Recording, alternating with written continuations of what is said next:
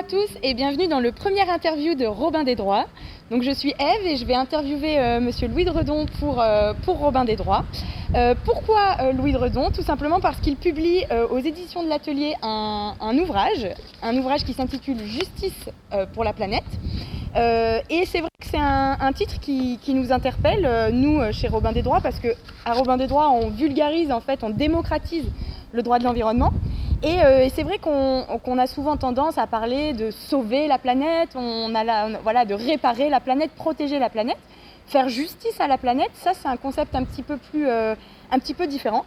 Et donc j'aimerais savoir, peut-être nous présenter un peu votre ouvrage, pourquoi ce titre, pourquoi cette démarche et qu'est-ce qu'il contient? Tout d'abord, merci Ève pour cette invitation et ce premier interview avec effectivement un travail un petit peu original qui rejoint votre travail à vous à Robin des Droits. Pourquoi? Parce qu'on est parti du constat effectivement que aujourd'hui il y avait de plus en plus d'actions militantes qui se saisissaient du sujet de la protection de l'environnement, de la planète de manière plus générale, et que beaucoup de ces militants utilisaient des outils juridiques sans forcément avoir une vue panoramique et comprendre exactement de quoi il en retournait. Et c'est vrai que contrairement peut-être aux économistes, aux sociologues, aux philosophes ou d'autres qui ont une démarche peut-être plus intuitive, plus habituelle de vulgarisation, c'est vrai que les juristes souvent parlent aux juristes. Et donc l'idée du livre a germé avec Elisabeth Javelot qui est co-autrice en se disant il faudrait qu'on ait cette même démarche pour le droit pour dire effectivement que le droit peut être un outil pour protéger la planète. Alors il y a beaucoup d'outils, il y a des outils économiques, il y a des outils écologiques, mais il y a aussi des outils juridiques. Et le sujet était donc de faire de la vulgarisation et de présenter les combats qui ont déjà eu lieu, alors avec plus ou moins de succès, mais qui ont été portés essentiellement par des associations, par des militants, puisqu'il faut savoir que le droit de l'environnement est un droit qui est né dans le combat militant et qui est né devant les tribunaux, avec souvent le politique qui réagit mais en deuxième rideau. Et donc l'idée c'était de partir de l'exemple, du terrain, pour montrer ces combats et montrer ce qu'ils ont pu apporter, parfois pas apporter, parfois réussir, parfois échouer, pour donner des idées, peut-être aussi une méthode, peut-être encourager, susciter des vocations, en tout cas vulgariser et montrer que le droit, ce n'est pas un gros mot, c'est quelque chose qui peut être là au service du citoyen.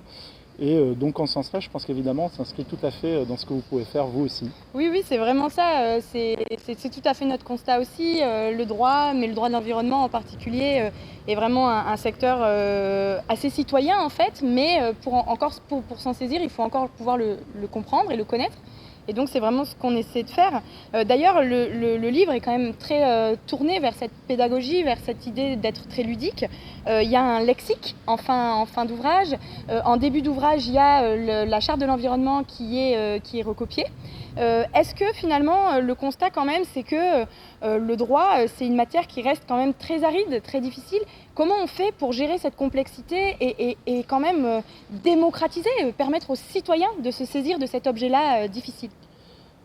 Alors, de manière macro, je dirais l'économie peut être quelque chose d'abrupt, de rude, de difficile, avec beaucoup de maths. Pourtant, les économistes y arrivent.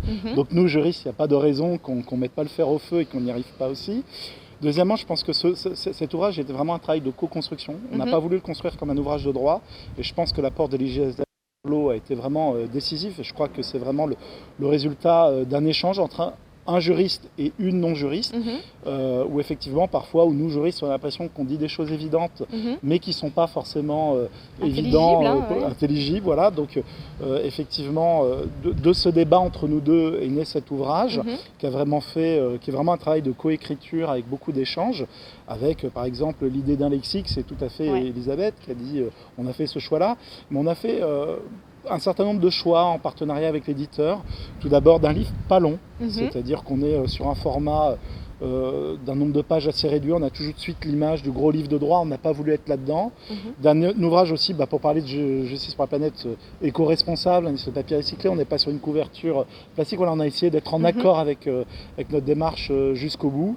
Et puis vraiment voilà, l'idée de partir de l'exemple, pas de partir de la règle de droit et de la décliner, mais vraiment avoir cette démarche de dire voilà l'exemple, par exemple Erika, un navire qui s'échoue, qui pollue qui pollue plusieurs centaines de kilomètres de côte, qui provoque la mort malheureusement de plusieurs millions d'oiseaux. Comment les associations se sont d'abord saisies du sujet sur le terrain, et puis après, au-delà du terrain, ont porté l'affaire dans le débat public, parce que c'est d'abord ça la question des luttes devant la justice. La justice est publique, elle est rendue publiquement au nom du peuple français, et donc je pense que la première vertu effectivement du droit, c'est la publicité. C'est effectivement, et le contradictoire, et tout ce qui en est né avec ses réussites et ses échecs. Et je pense que voilà, la démarche de partir de l'exemple, pour dire, ben voilà, à partir de là, on s'est aperçu qu'il y avait quelque chose de nouveau, qui n'existait pas forcément dans le droit. Je prends l'exemple de l'ERICA, je continue. Par exemple, le préjudice écologique, c'est-à-dire qu'il faut réparer les préjudices aux individus, donc ça peut être effectivement le restaurateur qui ferme son restaurant, les bénévoles qui investissent dans du matériel pour aller nettoyer, les collectivités territoriales, etc. Mais au-delà de tout ça, il y a un préjudice de plus, qui est un préjudice qui est porté à la nature, qui est porté à la planète, qui est le préjudice écologique. Il est né du terrain, il est né de cette affaire ERICA, et donc on ne commence pas par le préjudice écologique, on finit par le préjudice écologique. Et je pense que c'est ça la démarche du livre, c'est d'emmener le lecteur depuis le terrain jusqu'au droit, et pas l'inverse. Et à la fin, ça constitue un petit ouvrage un peu boîte à outils, en fait, où on peut comprendre la construction du droit de l'environnement, se référer au lexique et vraiment appréhender un petit peu plus précisément cette matière. Alors, dans le détail de l'ouvrage, c'est 5 affaires qui sont évoquées. Donc c'est la marée noire de l'ERICA dont on vient de parler, c'est la mort de l'ours Cannelle, l'histoire des faucheurs d'OGM, la ZAD de Notre-Dame-des-Landes et l'affaire du siècle. Alors pourquoi ces 5 affaires-là en particulier ? Et est-ce que d'après vous, ce sont vraiment ces 5 affaires qui constituent le socle du droit de l'environnement aujourd'hui en France ? Alors, est-ce qu'il y avait plus d'affaires que ça ? La réponse est oui. Est-ce qu'il a fallu faire des choix ? Oui. Malheureusement, on n'a pas pêché par manque d'exemples pour écrire le livre. Au contraire, il a fallu choisir. Alors tout d'abord, le premier choix qu'on a fait, c'était pour l'instant de rester au niveau national. Bien évidemment, le droit de l'environnement est un droit global. On a des responsabilités au niveau national, mais il y a aussi un devoir de collaboration au niveau international. Mais pour une question d'intelligibilité, on n'a pas voulu tout de suite mettre trop densifié et trop complexifié. Donc on a laissé la question du droit international. On s'est dit, mais pourquoi pas sur des sujets internationaux, des exemples internationaux. Si le premier livre fonctionne, pourquoi pas faire un tome 2, Justice pour la planète, mais je dirais devant les juridictions internationales. Donc il y a des choix qui ont été faits, voilà, comme ça. Après, pourquoi on a discriminé sur cela ? C'est parce qu'on a décidé, à partir du moment où on partait sur un sujet national, on s'est dit on va partir de la charte, qui est quand même un très bel outil. Moi, quand j'étais étudiant, ça commence un petit peu à dater, il y avait... Alors évidemment, on ne va pas assez vite, on ne va pas assez loin, mais il faut quand même réaliser, il y a 20 ans, on n'avait pas le code de l'environnement, on n'avait pas de charte de l'environnement, donc ce sont des nouveaux outils qui sont très loin d'être parfaits, mais qu'aujourd'hui, ont le mérite d'exister, dont il faut s'emparer. Donc on est parti de la charte de l'environnement, qui décline 5 grands principes, et on s'est dit, on va essayer d'illustrer ces grands principes par le terrain. Et donc à partir de là, on a regardé les grands principes, principe pollueur-payeur, principe de participation, principe de prévention, principe de précaution et principe de développement durable, et on a dit quels sont les exemples qui peuvent illustrer. Et bien évidemment, la liste est très loin d'être exhaustive, malheureusement. Oui. D'ailleurs, la charte, donc, elle est reproduite en début d'ouvrage. Pour vous, aujourd'hui, la charte, c'est vraiment la fondation du droit de l'environnement en France. En tout cas, c'est un outil puissant.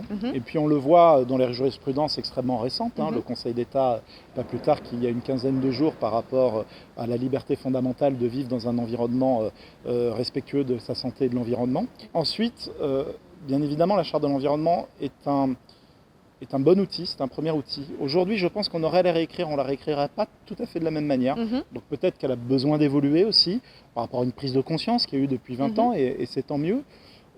Après, on sait très bien modifier la Constitution, parce qu'elle fait partie du bloc constitutionnel. Il y a pas mal de garde-fous, c'est pas évident. Mais par exemple, le fait que la notion de changement climatique ne soit pas présente à la Charte de l'environnement interroge. Voilà. Le fait qu'un pollueur a l'obligation de participer à la réparation et n'a pas l'obligation de réparer peut aussi interroger. Et donc, bien évidemment, l'ouvrage présente la Charte de l'environnement, dit tout ce qu'elle a apporté, mais elle dit aussi, le livre, il dit aussi toutes les petites faiblesses qu'elle peut avoir, parfois plus grandes en tout cas, qui montrent qu'effectivement, il y a peut-être maintenant un relais à prendre avec une nouvelle génération d'élus, parce que la génération d'élus qui a fait ces choix-là à la fin des années 90, au début des années 2000, n'est plus là. Peut-être que les nouvelles générations d'élus, de se saisir de la question. Voilà, quand on dit que la protection de l'environnement inspire l'action internationale de la France, est-ce qu'aujourd'hui on ne doit pas être au-delà de l'inspiration ? Est-ce que la protection de l'environnement ne doit pas guider ou être un pilier de l'action internationale de la France. Voilà, donc il y a peut-être quelques mots comme ça à modifier, à préciser, voire des sujets à ajouter comme le changement climatique. Ouais. Pour juste préciser pour les personnes qui nous écoutent et qui ne réagissent pas quand on dit charte. Quand on dit charte, en fait, on fait référence à la charte de l'environnement, qui est une charte en 10 points qui a été ajoutée à la Constitution en 2005. Et qui donc depuis guide l'action environnementale de la France et a pour ambition de protéger en tout cas l'environnement par le droit. Donc c'est un texte qui a une valeur particulière puisqu'il fait partie de notre Constitution. Et donc effectivement, les lois ont une obligation de conformité qui est contrôlée par le Conseil constitutionnel. Donc c'est un outil juridique extrêmement contraignant pour le législateur, lourd et qui prend de plus en plus d'importance, notamment, j'y reviens dans l'ouvrage et dans le guide, à travers ce qu'on appelle aujourd'hui la QPC, c'est-à-dire la capacité à tous les citoyens, et généralement maintenant dans le domaine de l'environnement, plus particulièrement les associations, notamment quand on touche à une liberté fondamentale, et ça tombe bien, puisque effectivement la jurisprudence se développe en cette faveur, d'invoquer ces principes-là pour obtenir effectivement l'invalidation de la loi ou sa modification pour qu'elle prenne mieux en compte les attendus environnementaux. Exactement. D'accord, bon, très bien, très intéressant. Donc sur le contenu des affaires qui sont traitées, moi j'avais deux petites questions maintenant, un peu plus sur les acteurs qui sont mis en valeur dans le livre. Alors il y a les citoyens, beaucoup, on va y revenir juste après, mais c'est vrai qu'avant les citoyens, il me semble quand même qu'il y a quelqu'un qui est cité dans le livre, mais qui est un peu toujours en creux, on ne le cite pas vraiment, c'est le juge en fait. Parce qu'on nous dit, bon, le droit, c'est le Parlement qui fait le droit, et puis les citoyens, ils peuvent en fait mettre la pression un peu aux politiques pour que le politique se saisisse des enjeux. Bon, mais le juge, quand on lui amène l'affaire et qu'il tranche dans un sens, puis le juge de deuxième instance qui va venir trancher dans un autre sens, là, on est quand même face à un acteur, je trouve, intéressant.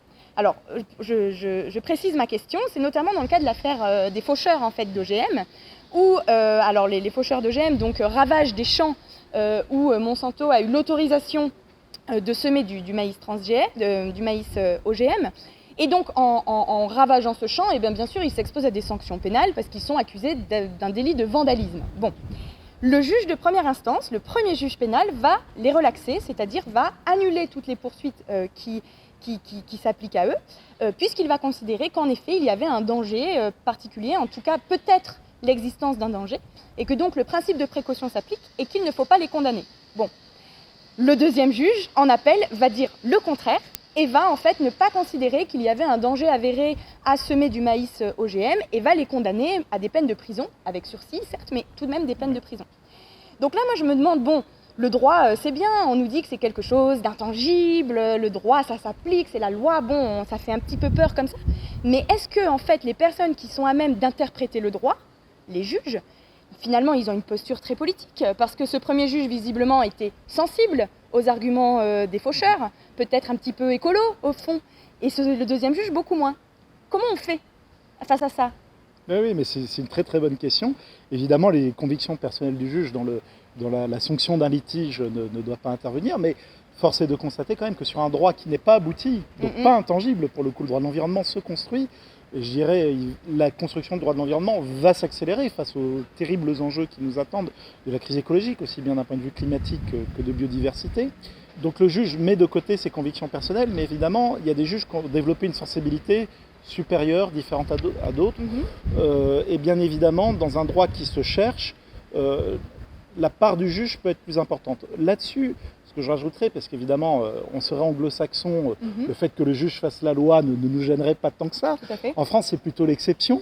Je pense que c'est davantage le symptôme, non pas d'une intrusion du juge dans le domaine, que, alors je ne vais pas dire d'une capitulation, parce que je ne veux pas mettre de mots trop lourds, mais en tout cas une frilosité du législateur à aller au bout de ce qu'il entreprend en matière environnementale. Il prend des textes, il pose des principes, mais rapidement il pose des exceptions, puis des exceptions aux exceptions, puis il pose des mots dont le sens n'est pas exactement celui de la jurisprudence. Et quelque part, il force le juge à préciser sa pensée, à préciser le droit. Et si lui ne le fait pas, c'est le citoyen qui va le faire. Et tout cela, évidemment, ne va pas dans le sens d'un droit théorique, fonctionnel, parfait. C'est un droit qui fonctionne à tâtons. Moi, j'enseigne maintenant le droit de l'environnement depuis 15 ans à AgroParisTech. Ça a beaucoup évolué et aujourd'hui je suis peut-être à peu près à mi-carrière, on va dire ça comme ça, je suis persuadé, et je l'espère, que dans 15 ans, le droit de l'environnement que j'enseignerai ici dans ce magnifique campus sera radicalement différent, en tout cas peut-être pas sur les principes, mais sur leur application et leur déclinaison, puisque le droit va continuer à évoluer, parce que de toute façon, s'il n'évolue pas, on le sait très bien, et les scientifiques nous le disent, on va dans le mur. Donc c'est un droit vivant, et je pense que tout le monde participe de sa construction. Bien évidemment, les politiques, dans le cadre d'une démocratie représentative et d'un parlement qui fait la loi, mais aussi de citoyens qui mettent la pression par des actions et qui saisissent le juge, et un juge derrière qui vient mettre effectivement, apporter sa pierre à l'édifice. Et finalement, cette co-construction, on peut être critique, mais finalement, est-ce que c'est pas ça non plus que le droit, qu'une co-construction, je dirais, assez transversale de la règle de vivre ensemble? Oui, oui, tout à fait. Je pense que c'est une bonne définition. Pour conclure cette discussion, il y a un autre acteur très très important dans le livre, en fait, c'est le citoyen, le citoyen souvent regroupé en associations, donc l'action citoyenne un petit peu multiforme. Et c'est vrai qu'on comprend que c'est grâce à des mobilisations que le droit de l'environnement se construit et évolue sans cesse. Je note toutefois peut-être une petite contradiction dans l'ouvrage, en tout cas, pas une contradiction, mais allez... quelque chose qui me donne envie de réfléchir. Si l'on respecte le droit, si l'on respecte la loi, alors on se rend compte que le droit de l'environnement est assez faible encore aujourd'hui. Finalement, on n'obtient pas les combats citoyens qu'on essaie de gagner. En revanche, dès lors qu'il y a des mouvements de désobéissance, par exemple, des gens qui vont faucher des champs, c'est pénalement répréhensible, des gens qui vont occuper un espace, la ZAD, bon voilà. Là, on est susceptible de faire évoluer le droit, d'avoir des avancées. Comment on concilie démocratie représentative, vote de loi par un parlement régulièrement élu, et nécessité de désobéir pour faire avancer le droit? Alors je pense que c'est une question qui est profondément d'actualité, la question effectivement de l'engagement citoyen. Alors c'est ce que je marque un petit peu dans le livre, et je le redis aux jeunes, on est en démocratie, on a cette chance de voter, on a encore une minorité dans le monde à pouvoir le faire, à exprimer nos opinions. Et c'est vrai que les jeunes citoyens sont très mobilisés sur ces questions-là, marchent beaucoup, mais on s'aperçoit effectivement que ça ne se traduit pas par le vote, ce qui fait qu'évidemment ceux qui portent ces sujets-là dans le débat public sont pénalisés puisque leur électorat ne se mobilise pas. Donc le premier remède, c'est déjà de dire aux jeunes, continuez à vous battre pour le climat, continuez à vous mobiliser, continuez à marcher, continuez à alimenter le débat public, mais allez voter, exercez votre droit, qui est un droit de vote, qui est acquis de haute lutte, mais qui est aussi un devoir. Et un devoir notamment vis-à-vis de la planète. Je rappelle que dans l'ouvrage qu'effectivement le droit de participation est un droit, mais aussi un devoir qui est posé à la Charte de l'environnement.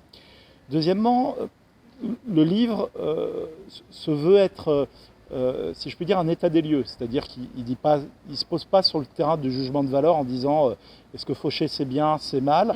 Il dit globalement le droit a évolué parce qu'il s'est passé ça. Donc, en tant que juriste, bien évidemment, j'ai les mêmes interrogations que toi, c'est toujours embêtant, mais on ne peut pas occulter ça dans un livre en disant globalement quand ça a bougé, c'est parce qu'il y en a qui ont désobéi. Avec quand même cette particularité par rapport, parce qu'il peut y avoir à mon sens deux types de désobéissance civile. Il peut y avoir vraiment le rejet de la loi, qui s'inscrit du coup en dehors de l'état de droit et peut-être dans un état de violence, qui est bien évidemment à condamner.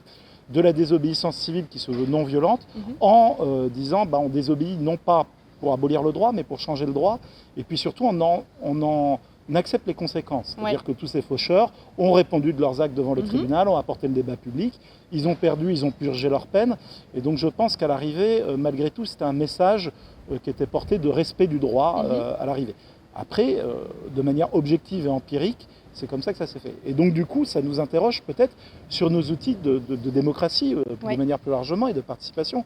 Comment on écoute les citoyens, comment on intègre la parole citoyenne, et comment on fait pour évoluer, non pas dans du curatif, une fois que les choix ont été faits et qu'on suscite effectivement une réaction qui peut être parfois effectivement dans le domaine de la désobéissance, mais qu'on arrive peut-être par l'échange de consensus et la participation à désamorcer à l'amont et en écoutant tout le monde et en trouvant des solutions. Et là, c'est vrai qu'en France, on n'a pas tellement cette culture-là du préventif, on est plutôt sur une culture du curatif, et que ça, je pense qu'effectivement, ces chapitres-là ne sont que les symptômes de ça.